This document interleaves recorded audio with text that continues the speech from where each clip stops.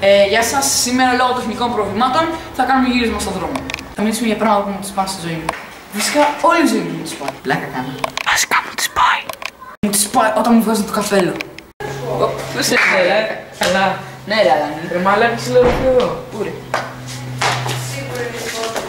Ένα πράγμα που μου τις πάει όταν περνάω στον δρόμο και με βρέχω.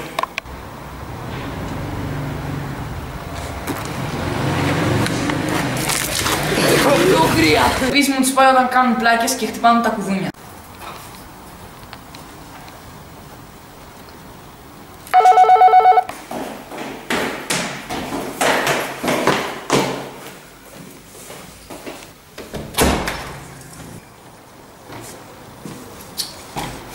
Τα μαλακισμένα.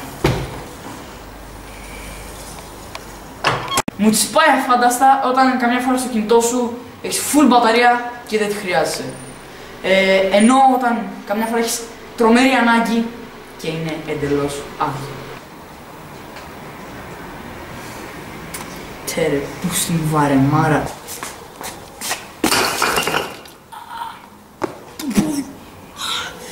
Κάτσε να πάρω το κινητό μου.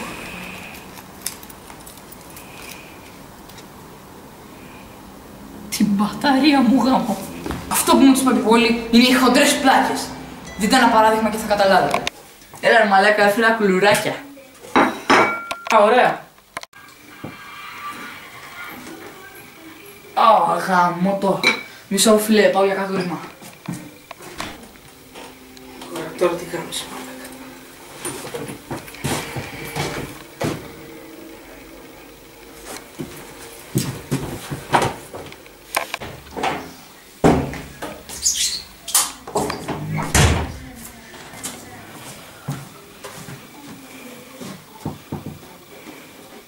Μόνο κάθεσαι και εσένα. Όχι, ευχαριστώ, μου κόπηκε η όρεξη.